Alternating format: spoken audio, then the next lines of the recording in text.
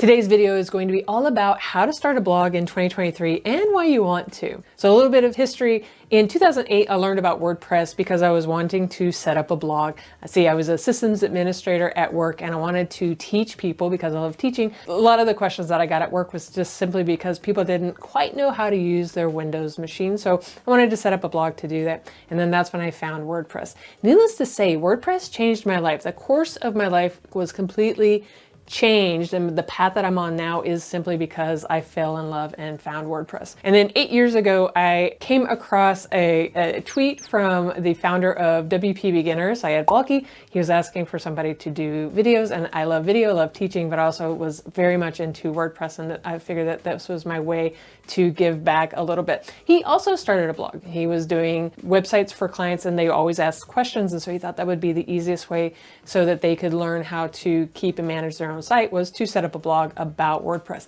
Little did he know, over the years, his blog grew and grew and grew, and his audience kept asking for more plugins, more products, more things like that. And as he was listening to them, he grew not only the blog into a bona fide big business, but he also grew into other things like software and plugins. And now we power over 20 million websites on the web. And we have over 230 employees that I get to be a part of, because WordPress can change your life if you let it.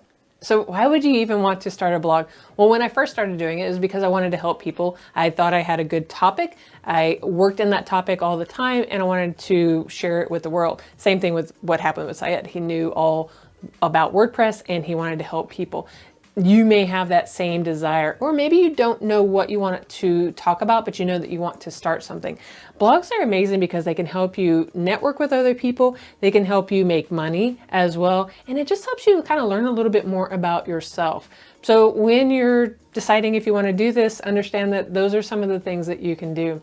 And when you're thinking about starting a topic or starting a blog, think about what is it do you want to share. You also want to decide, do you like this topic enough to continue to talk about it for years and years to come? If you're not too hip on the topic, then you may want to pick something else. I have had successful blogs that I have sold off. I've also had blogs that have died off and I didn't do anything with them simply because I realized I didn't like that topic. I just chose it because of keyword research or something else. The next thing you want to do is you want to make sure that you have a good domain name. This is your website name. This is perfect. And it will help you share when somebody's asking you, what are you working on? You can tell them. So you want it to be easy for you to relay that message to them so that they don't have to write it down or they don't have to ask you to spell it out. So choose a domain name that works for you. A lot of people, they'll either choose their name as their domain name if they're doing a certain blog. A lot of people like to do a branded thing or a branded name, like simply if you're talking about tomatoes, maybe go a little bit broader about gardening or something like that, and make that in your domain name. We always recommend having a .com if you can, because everybody just knows .com. There are thousands of other endings to domain name, but you want to try and stick to .com. And I won't go into too much detail. We have another video if you want to go into all the details of how to pick a domain name. And then you want to choose your platform. Now, we're all about WordPress, so obviously we're going to be biased for you to choose WordPress, and specifically WordPress.org. That simply means that you own your content, you own everything about it. You're not going on to something like WordPress.com or Weebly.com or Squarespace.com, because if they ever shut down, then what are you going to do with your content? Where is that going to go? With WordPress.org, if something happens with hosting, which we'll get into in a minute, then you can take all of your information and you can go to another place. You still have all of your information. So we are all about using WordPress, and specifically you want to use WordPress with a hosting company. Hosting company is simply a company where they have thousands of servers and they host everybody's website on their servers. So they do all of the technical maintenance, so you don't have to. You simply rent a space on the server where you put all your files, all your images, everything about your website goes to them. And then you want to install WordPress. The cool thing about it is a lot of hosting companies like, say, Bluehost, which we will recommend all the time because it is perfect for somebody just getting started. It's perfect for the fees. With Bluehost, you also get a free domain name in the beginning because you do have to pay for your domain name every year. It's fairly inexpensive, but at least that first year you get it for free, which is awesome. And then Bluehost also installs WordPress completely for you. When I first started, it was called the 5-minute WordPress installation, which is perfect, but you had to like download WordPress, install it. None of that happens anymore with a good hosting provider. They'll do it for you immediately.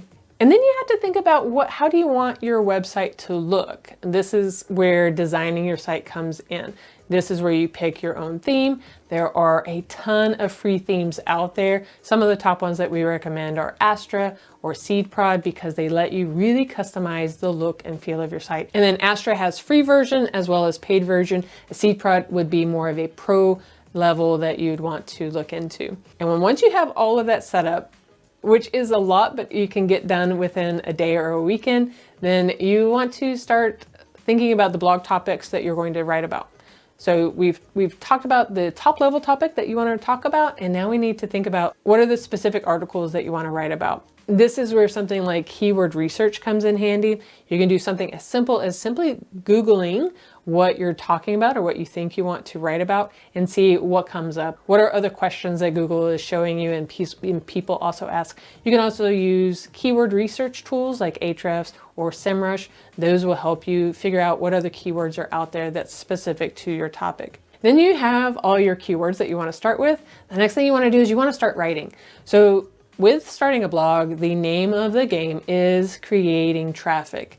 You want to start getting eyeballs to your website. So in order to do that, you need to start writing as quickly as you can because the longer it takes you to write anything, the longer it will take for traffic, the longer it will take for Google and other search engines to start to find your site. But you also want to write in a way that helps search engines know what you're writing about. And this is where basic SEO comes in. And basic SEO, that just means search engine optimization. It means you're telling the search engines, this is what my site is about. So you're relating your keywords in an interesting way that they're like, oh, okay, this is all about growing tomatoes. We get it. Then you also want to make sure that you're writing for the audience. So you definitely want to make sure that you're writing where your audience understands what you're talking about as well. SEO is one of my favorite parts of a blog, and you can spend just a little bit of time understanding some SEO. We have several videos on how to do basic SEO. You also can install something like All-in-One SEO, which is like your SEO assistant on your site. It will tell you if you've got your keywords in the ways that they need to be, if you're interlinking, meaning if you have multiple blog articles that you're writing about, did you link to each other to let people know, hey, we have this other article here that might interest you. That's also letting Google know what all your website has, how many other articles your website has by linking out to yourself. And then depending on what it was that you're wanting to do, what your main goal of your blog was, if you wanted to start making money, there are several things that you can do in the very beginning. You can create affiliate links, meaning if you like a product, you use a product, you believe in a product, you can become their affiliate and you can recommend them on your site, and then you will get a commission if somebody clicks on your link and then purchases. Affiliate marketing is a perfect way to start making money, even with a small amount of traffic. If it's the right kind of traffic and somebody clicks on that, then you'll get something. A lot of people are starting to push more of digital products, and this is your information. If you know in-depth information about a service or a product or something that you can offer as information or education, you can do that. You can also sell downloads or printables. Those are huge right now. It's kind of crazy. Or even a whole course. In fact, when I was telling you about my first endeavor into WordPress, it was to create a course on how to use Windows for people. And so you can do that as well. This also won't require as much traffic as long as you get the right kind of traffic to your site. So that's perfect. Now you also have ads. If you really don't know what you want to sell or what you want to do, and if you can create enough traffic to your site, you can put ads on your site and then you can get money from that. And then you can also think about sponsorships. So this is kind of like the affiliate marketing, but you can take it to the next level where they want you to sponsor content on your site and you tell people that it's a sponsored content where they might supply, the company that you're talking to, they might supply you with product and you're going through a whole advertorial about that product and why they should use it. A lot of times with sponsorships, you'll get paid up front regardless of if you've made any sales. It's simply they want a placement on your site. And then you can get into physical products. A lot of people, once they get enough traffic, enough of the audience will start to tell them what they want, and so many people will dig into physical products. And then you can also don't forget about services. So if you're wanting to set up some kind of service for people where you're a freelancer or you're doing items on the side, service is very simple to get set up and going as well to start making money with your site. There's one more thing I want to say about when you start a blog and you're making money with it. This becomes an asset that then you can sell. I've seen too many people who they've started a blog and then they don't think anything of it. They're making a little bit of money. They're making maybe a couple $100 a month with their website. And then they think, it's not doing any good. I'm just going to quit. Don't do that. This is an asset that you can sell. And so if you know anyone who has a blog, let them know that too, because I've seen too many people, they're surprised that it's a sellable asset. And right now the selling happens through a multiple of your earnings per month. So say you make $100 a month on your website, it goes from anywhere from 25x that monthly amount on up to, we've seen 50 in the height of the last couple of years in 2022, depending on what else you have on your site. So that $100 could turn into $2,000 that you could sell. It could turn into something a lot more if you want to sell it. But don't sell it too soon. Just know that what you're creating is going to turn into an asset.